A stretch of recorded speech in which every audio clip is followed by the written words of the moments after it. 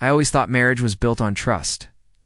But the night I discovered my wife's betrayal, I learned that trust can be the sharpest knife in the back.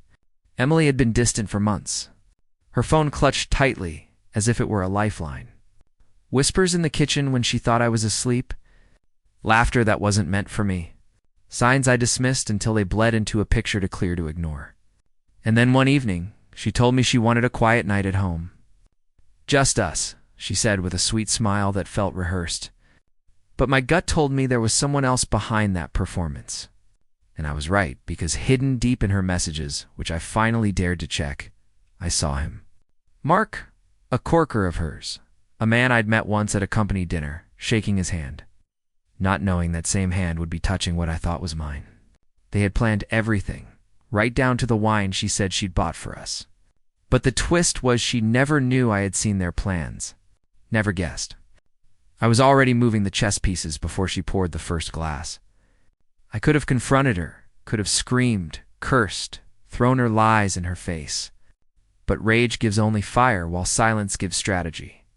And so I stayed calm, playing my role, telling her I'd be home late from work, letting her believe the house was theirs for the night. But behind the curtain, I made one move that would turn her perfect little affair into ashes. I called his wife Sarah. I still remember the silence on the phone when I told her. The way her breath caught, the sound of disbelief turning into trembling fury as I read out the messages word for word.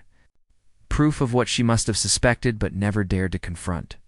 And then, instead of tears, she laughed a sharp, broken laugh and whispered, "Tell me where and when." The stage was set. Emily dressed in that silk dress I once loved, the one she used to reserve for anniversaries. Her hair curled like she was preparing for a date night, but not with me.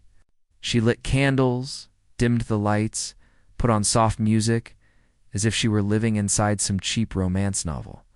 And when Mark arrived at the door, she kissed him there, bold and careless, the same lips that once promised me forever.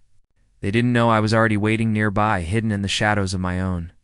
Home every second, boiling me alive but keeping me steady.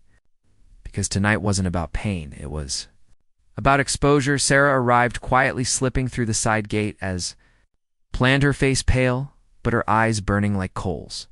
And when she saw them on the couch, Emily giggling Mark's hands, wandering where they shouldn't, she didn't rush, she didn't scream, she simply looked at me and nodded, and that nod was all I needed. I stepped into the living room, slow, deliberate, as Emily froze, mid-laugh, the color draining from her face like blood from a wound. Mark jerking upright, stammering excuses that dissolved in the air. But before either of them could form a lie, Sarah walked in behind me, and the silence that followed was louder than any thunder. Emily whispered my name like a prayer, but there was no saving grace here, only the weight of the trap she had walked straight into. "You invited him into our home," I said, my voice steady, though my hands trembled. "But I thought it was only fair to invite his wife too." And the look on her face, shock, humiliation, dread, was the sweetest revenge I could have ever tasted. Because for once, her performance shattered. Her lies stripped naked in front of the only two people she feared most. Sarah didn't hesitate. She slapped Mark so hard, the sound echoed through the room. Years of betrayal crashing into that single strike, and Emily broke, crying, begging, swearing it was a mistake, but her crocodile tears drowned in the silence between us. I didn't shout. I didn't argue. I simply picked up the overnight bag I had packed earlier, walked to the door, and left them both there. Emily collapsing in sobs. Mark chasing after Sarah as she stormed out, two liars suddenly exposed under the same roof they tried to poison. And as I drove away, I felt no pain, no regret, only a cold satisfaction. Because sometimes revenge isn't about destruction. It's about letting the guilty destroy themselves under the weight of their own lies and watching silently as their world burns without ever lifting a